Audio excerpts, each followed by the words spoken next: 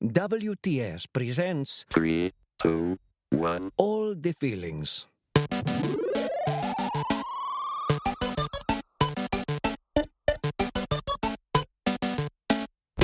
This episode. Fear. Woo! Happy Halloween almost, depending on when you read this or whatever. Welcome to WTS presents All the Feelings. I am Tommy Metz III, and who are you? I'm Pete Wright, and if you are on top of your podcast feed, you should be listening to this on Halloween. Oh my gosh, the spookiest of I know. days. Oh. It's like we planned it. Yep. And we did. And remember, if avid listeners will remember when I told my story about the Ouija board, I said, because this is coming out on Halloween. And that was weeks ago. I do not know how our release schedule works. So if you want to go back and listen to that segment, that was supposed to be my spooky segment. Oh, well. And you can fall in love with fall all over again. Exactly. So, Pete, how are you celebrating this? My shirt is made of pumpkin spice. Are you doing anything in particular? Your PSL shirt. Yeah. No, you know what? We don't normally do. I did replace every light in my house with hue lights, including all the outdoor lights, so that you can on change them? Fun. the very day they will be fluctuating. And now the Hue app actually has a cycle thing where you can say, give me this scene, and it throbs. Wow. So our house will be throbbing red on Halloween night. That I'm very excited And then about. do you stay in and give out candy? We open the windows in the upstairs and just throw candy as hard as we can down onto the sidewalk below. But what do you do for Halloween? Passersby. I know that's a general. Yeah, we give out candy and we watch movies. And fun. I don't know what the fun. movies are going to be, but it's usually it's like a shark movie or some sort of monster attack movie. Yep. But I've already watched The Meg 2, and I regret every one of the minutes that I devoted to that. So I don't know what we're going to watch this year. I'm very excited about the dynamic. What do you do to celebrate? Well, the I'm going to be spookiest? going to a haunted house with friend of the show, Liz, and her wonderful husband, who I have not met yet. We're going to a haunted house I don't remember. I think it's Glendale. It's one that I haven't been to before. Because LA is littered with haunted houses. Tons. Universal Studios Hollywood has been doing it all month and getting horrific reviews because they have oversold every single night. So if you don't buy the $900 front of the line pass, apparently people are going all night and seeing 2 mazes because the lines are like hours and hours long. It's terrible. Oh no, that's terrible. But we're going to a cool one, and that reminds me of one thing.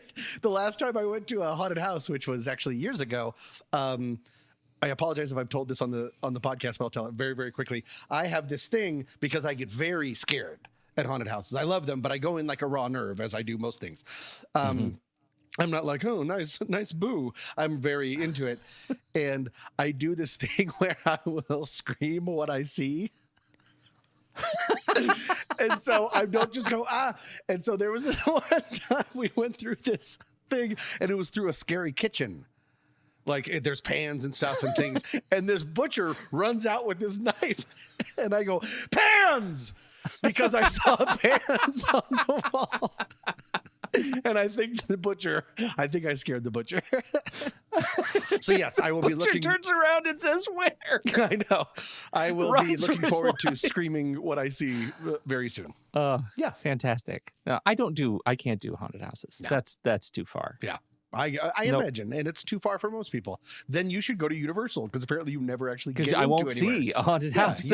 If you hate money and you hate screaming, go to Universal Studios. But why are we talking about all of this scary stuff? Today's episode is about what, Pete? It's about fear. Fear. Noun. An unpleasant emotion caused by the belief that someone or something is dangerous, likely to cause pain or a threat. So, Tom, can I tell you about a thing I just did? Absolutely. Have you ever done any like experiential theater performances? Is that like in immersive theater where you're in there? Well, I've only done it once, so this is the only experience I've ever done it. But yes, that the idea is you're like in a seat that is part of the set. many. It's one immersive theater or experiential theater is one of my favorite things, and it's really blowing up in Los Angeles. And I've also do this thing called Sleep No More in New York every year. So yes, very much so. Go ahead. Sleep No More. What is that? Sleep No More. It's like a haunted house play about Macbeth, that you walk through this 5-story hotel, the McKittrick Hotel. And you walk through all of these different sets, and sometimes you catch little parts of characters. Like they all start at a dinner, then they all break off into different places, and you can follow whichever you want, or just wander around I love yourself. That so much. And there's one whole floor that it seems like you're outside in a graveyard, and it's incredible. Sleep No More in New York. It's one of the greatest things I've ever done. Well, this was not that. Yep. This was the first time I'd ever done anything like this, and it took place at the old Mason's Lodge in downtown Beaverton. And I know Beaverton. It was Misery. The movie or the experience? Right. Oh. I don't know, the experience. It was the experience, and it was written by William Goldman. Oh. Like the adaptation, credit to William Goldman. And the whole idea, you walk in and it's this giant space that has been cordoned off by different sort of obstacles like hollow doors, things like that. And you're sitting in the furniture on the set, and the set is the cabin where Misery takes place. So those who aren't familiar with Misery, it was originally the Stephen King book, and it was adapted into the great movie with what's his name and what's her name, and they were fantastic. Kathy Bates. I'm your number, Kathy Bates. Won the and Academy Award. James Caan, and I'm your number one fan, and it was really, really great. And nobody, and all of the notes were, don't touch anything on anything, or Annie will get angry. And I love all of that in our experience. Yeah. And they did the whole thing. And I realized that Misery, the story of Misery, first of all, it was fantastic. I mean, they were great. The actors. So you're seeing a play, but you can sit wherever you want. Yeah. Yes, you sit wherever you want. Like, and so, you walk in, and the guy, I can't remember the character Paul name, Sheldon. but James Caan, Sheldon, he's already in bed asleep, right? Because what they cut from the experience is the entire open where he is driving through and gets caught in the wreck. So it opens and you're bedside. And people are sitting in the furniture of the bedroom all around, right? There's only one chair you can't sit in. And she's going into the kitchen. There are people sitting at the dining room table. There are 2 chairs that are open for the actors, but the rest of the table is full of guests. And she's just acting around all of the people that are in the house with her. She's pretending they're not there. And I realized as I was watching this that Misery defines a special kind of fear that I have. Oh. And it is related to something we've talked about many times on the podcast in its early days, which is social anxiety. But in this case specifically, it is the fear of saying or of the physical violence. It's a social fear of physical violence that comes from something I say or do in public. Oh, wait, that you do something that causes people to want to hurt you. Yes. Okay. Yes. And that's what this Misery is about fundamentally. Now, in her case, she's a huge fan, and he does something that, he damages the character that she's a huge fan of. And so she hurts him. She traps him. She locks him up. They do the whole hobbling thing. Oof. Like they did the whole thing. It was incredible with the sledgehammer and everything. They must have had a prop bed with a hole in it for him to put his legs and used prop legs, and they cracked and everything. It was crazy. Really horrifying. And all of that really gets to me. And I think it's because I'm in this weird position of having chosen to put my voice out on the internet many times a week. Right. And also kind of back pocket it, right? Like we don't do any heavy advertising. We don't do a lot of anything. It's really just very much kind of, and I wonder if that's because I really don't want to be found by people who don't like me. Okay. You like your pod. Yeah. Yeah. I have a pod. Yeah. And I never want to be in Misery's cabin. Sure. Do you have anything like you're a performer too? Yeah. No, very much. And as someone that speaks very fast and as avid listeners can attest to, I have tons of stories that I do something without fully thinking it through and then reap the opposite of benefits.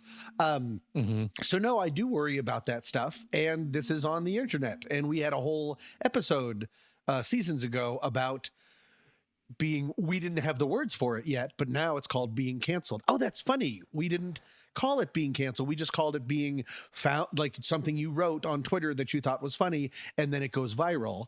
Yeah. We were talking about cancellation before cancellation. Look at us. Right. Yeah, no, it's an incredibly scary idea, especially because it can involve mob mentality, which Yes. I'm always Right. terrified by. The idea Always of terrified by. ganging up on someone, something being taken out of context, any of that, and then to extrapolate that or to add physical violence. I'm more afraid of being thought of as a jerk. But if you're saying that it can actually lead to a physical altercation, then that's terrible. That's mob rule. Well, exactly. And I think there are stories out there of the kind of horrors that we're talking about, right? And we've been talking about them for years, like the radio murders, right? The talk radio murders that were in Denver, and those kinds of things kind of linger for me. Is that what talk radio was based on? Alan Berg. It was the story was about Alan Berg in Denver in 1984, and he was murdered by the shock DJ was killed by one of his listeners, right? And then Eric Bogosian made it into a play, then a movie called Talk Radio. And who were those people? Those people were white supremacists. Oh no, known for their calm demeanor. They're so chill about all the things. Known for their khaki pants and so when island vibe. When I started thinking about how I wanted to approach this episode, the very first thing that came to mind was this, like fear, the idea of the thing that could, in one way or another, like activate someone who is mad enough at me to cause me physical violence. Oof. That is a thing that causes me fear. Right. That's a thing that causes me fear. That gets me amped up. I think that's really interesting. I think it does come from also being in that sort of mob mentality mode, like the fear of groupthink and all of that. I did get to thinking of, as I want to do, about why the hell is fear good for us. Yeah. And it turns out evolution has an answer, Tom. What? I'll bet you know what it is. Yeah, monsters, saber-toothed tigers. Always the tigers. Yep. Don't get eaten by that saber-toothed tiger right there. The first one, I'm going to say there are 5 uses from the research. Okay. For fear. Uses for evolution. Fear. Okay. The first is the predator-prey dynamic. Yep. Predators and preys, depending on what you eat, are tuned for different uses of fear, right? The prey is often better attuned for a fear response than the predator is. Sure. Predators are bad at this. Because they're bad at they're not used seeing to being around hunted. that next corner right there for that tiger, because they are the tiger. And so it makes me think about, weirdly, the Meg 2. As you are, again, wont to do. The Meg 2 eats everything, including, I'm going to say this out loud, a Tyrannosaurus Rex. What? Yeah. What's wrong with the Meg? They've already jumped to Tyrannosaurus Rex. They're so out of ideas. God. So over time, this sort of genetic tuning leads to the evolution of instinctual fears of certain types of predators or dangerous situations. Many animals have evolved to fear snakes and spiders, which were common threats through evolutionary history, even though, we deal with that far less than our precursors did. And so predator-prey dynamic, that's a big one. Don't get eaten by that tiger right there. Social fear and group living. Sure, you don't want to get kicked out of the cave. Exactly. We've evolved to fear social exclusion or ostracism because being part of a group enhances our chances of survival. It enhances reproduction. Fear of social exclusion motivates adherence to social norms, cooperation with group members. It turns out fear is the root of a lot of stuff we've talked about on this show already this very season. Right. Thanks, fear. So fear and learning and memory. Can you imagine what this is all about? Fear and learning and memory. That something scares you so you remember not to do it next time? Really? That's pretty much it. Okay. Yeah. Fear is it takes a previously neutral stimulus, like, oh, there is a hot stove right there, but I don't care about hot stoves. Right. Hot stoves are useful for, water. And then I touch the hot stove. Yep. That becomes a thing I am fearful of. It is associated with a harmful event, a key adaptive mechanism. So there's that. The amygdala, of course, we've talked about the old amygdala hijack. Part of the brain plays a crucial role in fear processing. When we encounter a potential threat, it's that amygdala that helps us assess that whether that fear should trigger a fear response, the fight or flight. And so that is one of those. Those are the sort of top four. And then obviously people have individual differences in fear responses. Differences can have an evolutionary basis. Some people might be more prone to fear response because in our evolutionary past, being better safe than sorry provided a survival advantage, which leads to whether or not you can see yourself as sort of more conservative around potentially fearful situations. Okay.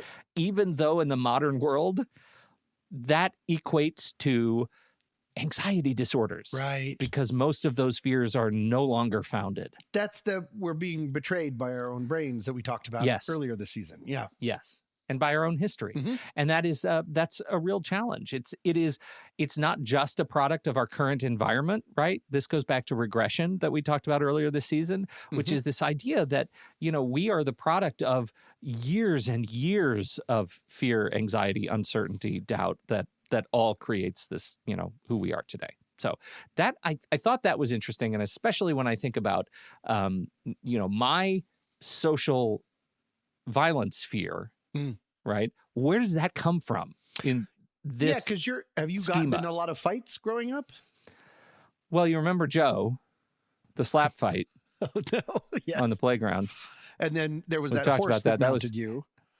I don't know if that counts as a fight, but you That were was mounted not by a this horse. season. That was not this season? That was not this season. It's all one long season. I can't believe you remembered that. Yeah.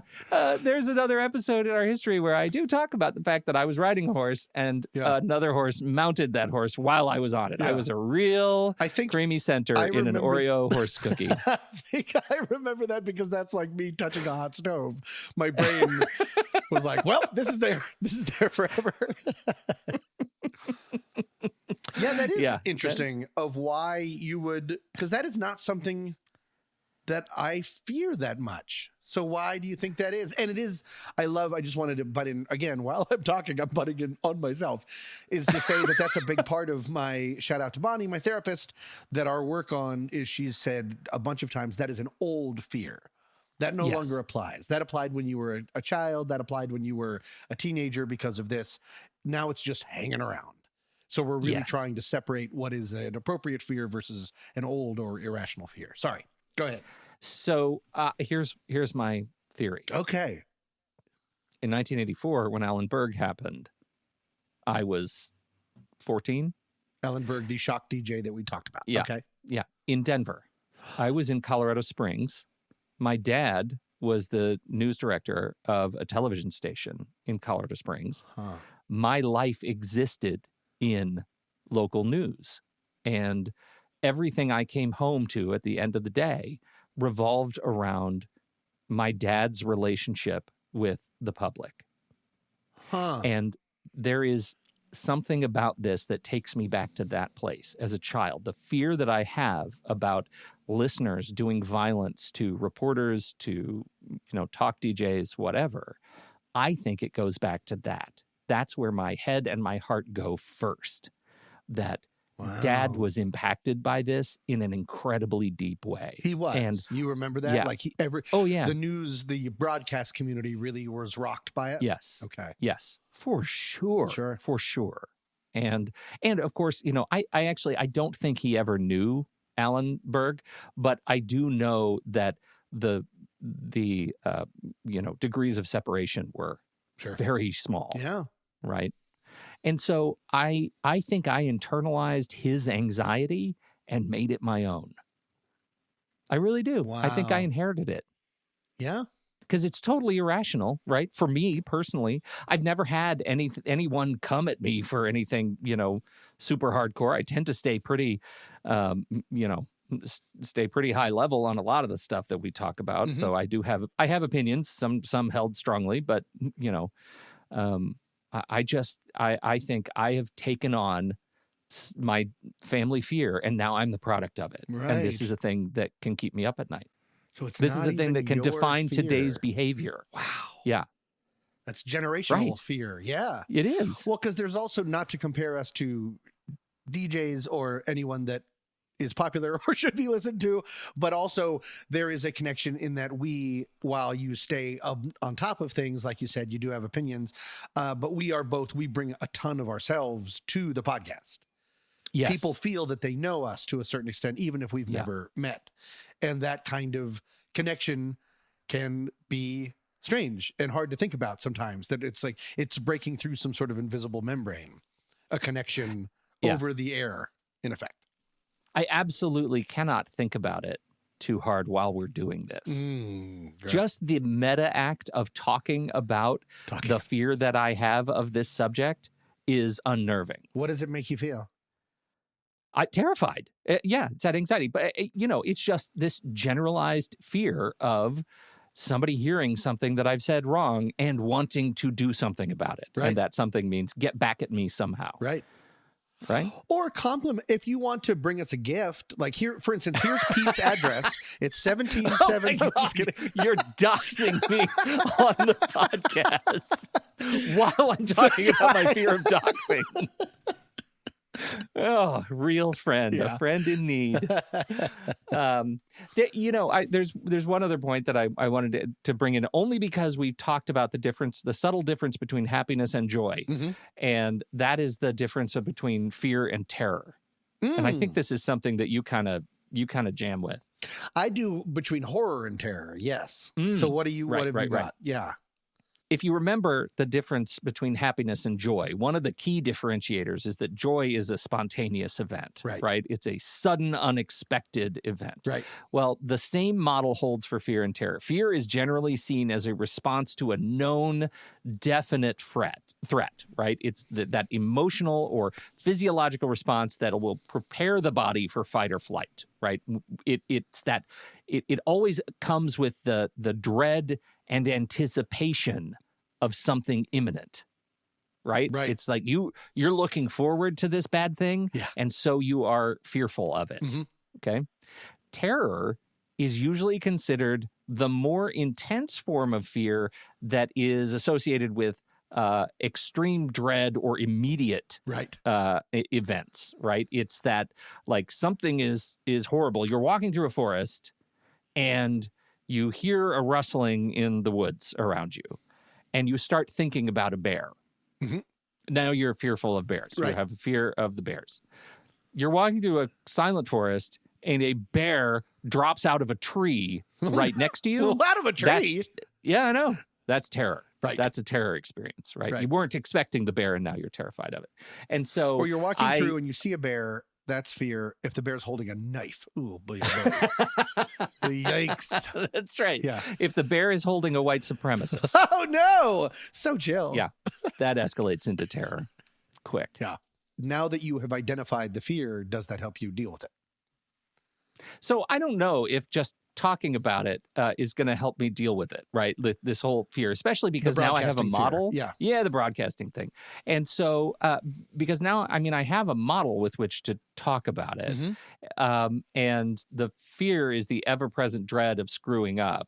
And the terror is walking out my front door now that you've doxed me and having people standing there with a knife quite suddenly. Yeah. And so that's, I don't know, but I do think it's interesting. And I think the breakthrough this morning was really realizing that I have internalized someone else's fear. Yeah. And that's that feels pretty big. So Dad left me a generalized anxiety and fear, and he could have left me like $1 million. Yeah. What happened? He's not good at wills. That's what you get for using LegalZoom.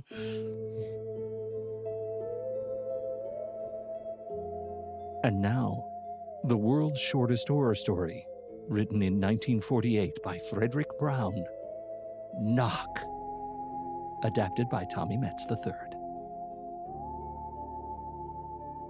the last human on Earth sat alone in a room. There was a knock on the door.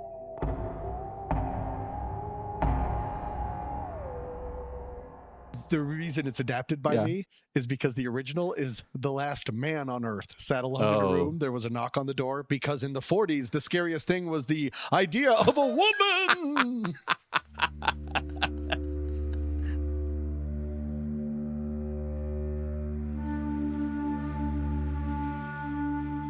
The first ghost story my dad ever told me was the story of the man with the golden arm.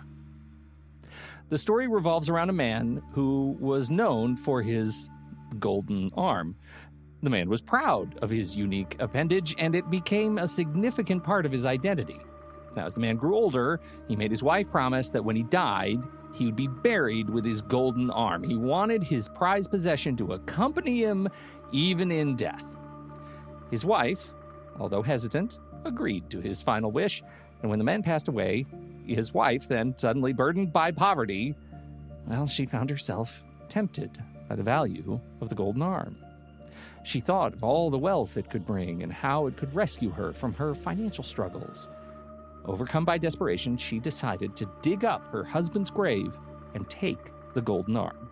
Now, you know how this goes, right? She began to hear a chilling voice at night whispering, "I want my golden arm." The spectral voice grew louder and more persistent each night, haunting her dreams and waking hours. Consumed by guilt and fear, she couldn't bear the haunting any longer. The ghost of the man reclaims his golden arm, and in so doing, delivers a chilling lesson about greed and respect for the dead. And the way Dad told it, we begin many years later with a group of miscreant teens daring one another to spend the night in the old woman's house. Whoever makes it through the night wins the dare, and with it, the respect of ages. And the way Dad told it, when that man starts dragging his ghostly stub of an arm along the walls of this old house, groaning, "Give me my golden arm! Where is my golden arm?" Well, that was a real pants crapper of a yarn. Years later, though, I'm plagued with a question about that house, and not one of ghosts or dumb teenagers. My question is, what if I want to sell it? As it turns out, it's a real estate conundrum that more homeowners face than you might think, and it's a question Megan Sealing, a journalist based in Nashville, Tennessee, explored in an article for Fly Homes. So picture this. You're Helen Ackley.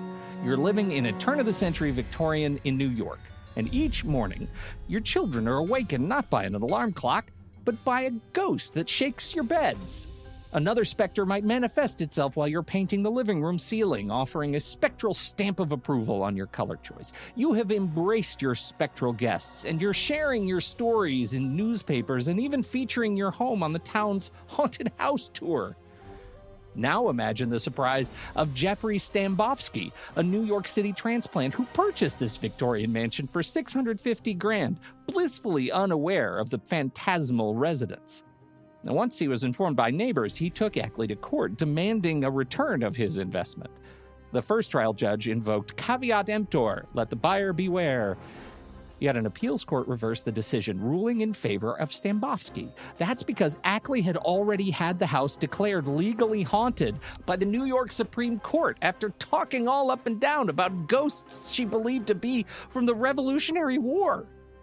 Because they had so publicly acknowledged their ghosts, they could not suddenly deny their existence at the time of sale.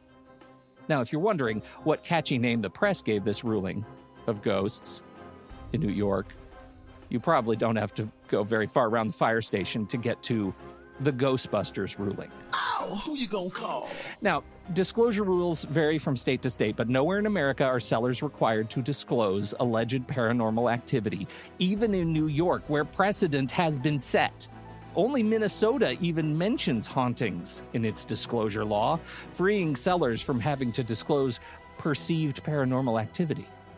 It's difficult to prove, from a legal standpoint, that a property is indeed haunted. But from a more practical standpoint, maybe the best that you can hope for in the first open house is spectral good behavior. Want to invest in your own property that might not be certified haunted by the New York State Supreme Court, but is certainly certified dumb? Become a feeling friend today. For just $35, you can get access to the member live stream when we record, early access to the shows in your very own member podcast feed, our latest batch of stickers, and a present from Tom, the classic ATF bingo card. Visit our fancy new URL for the show, allthefeelings.fun, today.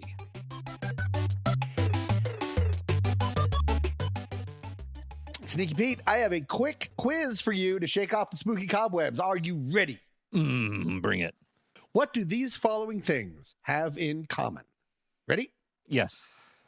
Arachnophobia, agoraphobia, acrophobia, cynophobia, aerophobia, trypanophobia, mesophobia. You want me to keep going? They're all phobias. They're all phobias. Exactly right. Which means their Latin names all contained what? The fear of the god of yikes. The god of yikes, Phobos. Correct. Over the last 7 seasons, we've name-checked Phobos in countless episodes. But what do we really know about him? We've just called him the god of yikes, but we've never actually... And I would like to give you a very quick primer because... I think we should get to know more about the Greek god of fear and trembling because it's from him that many people believed, and some still believe, that the idea of today's feeling of fear ultimately comes from. You know what I hear right now? Do you know what I'm hearing right now? What? The theme song to Entertainment Tonight. This is like an Entertainment Tonight celebrity expose on Phobos. I cannot be more excited than I am right now. Tonight, the god of fear and trembling. Next up, birthdays. Yes, that was Entertainment Tonight. Correct. I graduated from CU with a degree in humanities, so this stuff is right up my alley. Does this sound slightly interesting to you? And 100%. Through you to the listeners, I hope. Okay, good. As a basic overview, Greek gods were, of course, basically the personification of every experience known to man. They were an effort to explain the unexplainable. So, like, for instance, Pete, do you know why the weather is so crappy? Is it Phobos? Is the answer going to be always Phobos? It's because Zeus, the god of the sky, was probably in a crappy mood. Why do all your crops die in the winter, Pete? Oh, probably who? Athena? Hera? I don't know. One of them? It's one of them. It's probably because Persephone, the goddess of spring and vegetation, has to vacation with that old grump Hades, the god of the underworld, during the winter. Fans of the musical Hades Town will know all about that one. And then we get to Phobos. Phobos is known as the god of fear. But who was he at home? Well, little Phobos was the son of Ares. Do you know who Ares is? Do you want me to keep asking you questions? Right? Correct, the god of war. And his mother was Aphrodite. Oh, yeah. The love goddess. Yep, God of war and the love goddess. They're together. As you can guess, they were a tumultuous family that caused much heartache and many battles throughout the ages. And to make things even more exciting, little Phobos wasn't an only child. He had many brothers and sisters, but I want to include one twin brother in particular, as he naturally fits into today's topic. If we zoom in, Phobos is actually the god of fear and panic. And his twin brother, Deimos, was considered the god of dread and terror. Okay. And both brothers would ride into battle with their war daddy, with Deimos causing dread in the soldiers' hearts before battle, and Phobos was in charge of spreading fear and panic during the battle itself. Okay. So unlike other gods, the brothers weren't there to inspire people, but instead to cause, what's a good word, discord and mess with people's heads. The Greeks were known for their relentless training and planning for battle, so at times when their battle lines would break and soldiers would run away, that's because Phobos and Deimos tag teamed them and sent them running. Are you with me so far? Yeah, I am. So the Roman equivalent. Okay, here's where I'm on a little bit of a hunt. So Deimos and Phobos are two moons of Mars. Correct. But Mars is Roman. Well, Ares is in there somewhere. I did get on a space jaunt and I decided not to talk about it. But yes, that's the first place where my head went. So I apologize for the distraction. No Mars is the Roman equivalent of Ares. You should just call Mars Ares, and then we'll be fine. Deal. The whole family's up there. They're the doing whole great. family's up there. Yeah. But did you know that those twin scoundrels, Phobos and Deimos, they weren't just meddling in times of war? Because do you remember, it was just a second ago, who their mom was? Didn't we just say she was Aphrodite? Aphrodite, the goddess of love. So what could Phobos and Deimos have to do with love? Jealousy. Did I just get something right? Deimos would show up in someone's mind when they are already in love and inspire dread over the fact that they might lose their loved one, either in death or to someone else. That can lead to an earlier topic that we covered this season, jealousy. Hey, jealousy. You're exactly right. Yeah. And Phobos is even worse, that little stinker, because Phobos would stop a person from pursuing love altogether. Putting the fear of rejection or future abandonment, for example, could inspire a panic that keeps a person from ever expressing their love to someone else or even going searching for love. I'm going to get hurt or I'm going to be rejected, so I'm not even going to try. And thus, that's why Wordle exists. I don't really know what that is. It might end terribly, so it's better to put it off. That's actually something that I deal with personally in dating. I'm not worried about the first date. I'm very good at first dates. I'm worried about the 9th date. When things start to get heavy and I'm worried that I won't measure up and be who the other person wants to be, that keeps me from date 1, even though I'm pretty good at date 1 because I like questions and talking to people and apps. That was supposed to be appetizers, not dating apps. And it's that reason, it's Phobos that keeps me from updating my OkCupid page, which I'm pretty sure if you were to look at my OkCupid page, it says, "Hey, everybody, I'm about to start a podcast about anxiety with my friend Uncle Pete." That is very outdated and also not enticing. Your tagline should just be, "Can we start on date 9?" That should be really it. Through? Just skip 1 through 8 and start on 9. You know what gets in the way? Passion. Let's just skim right into what do you want to eat? Yeah. So anyways, so that is a quick character overview of Phobos, the Greek god of yikes, and the patron saint to our podcast, What's That Smell? And he's been showing up, of course, because it's us. Ooh. We take optimism and give you hemorrhoids.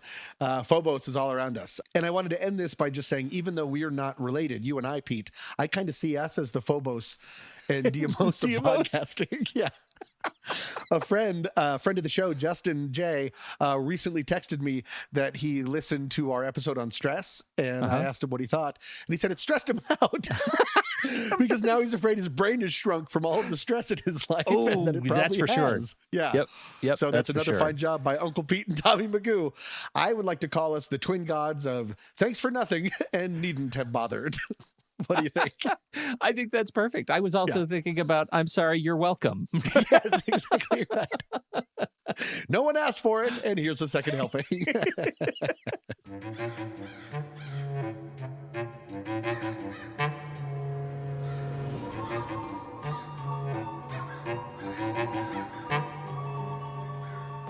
Thank you all so much for joining us on this episode. This week's tune is Mad Crows by Captain Cubes. Tommy, when we started this show, you came up with a list of all the feelings, and this one was a banger. And now I don't know what we're going to do. What are we talking about next week, and why did you pick it? Well, it's important because it's going to be our last episode for this season, for this brand new experiment. WTS presents All the Feelings.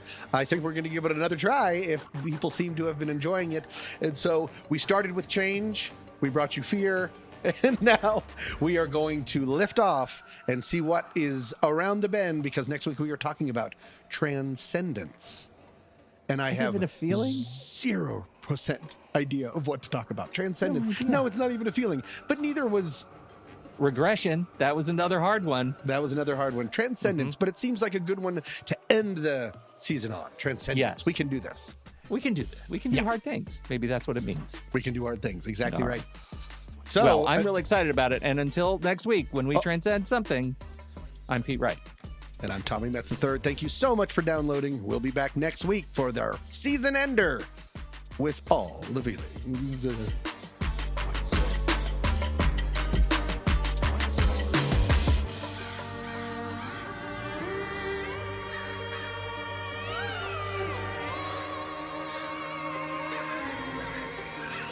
One, two, three, four.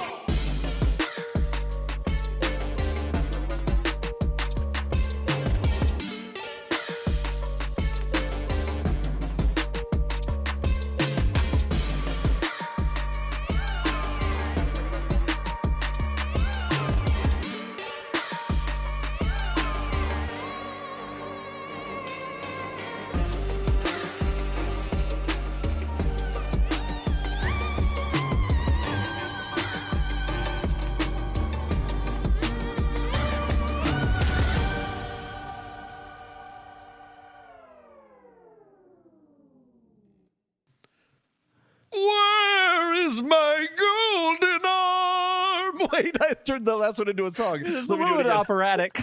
Last one.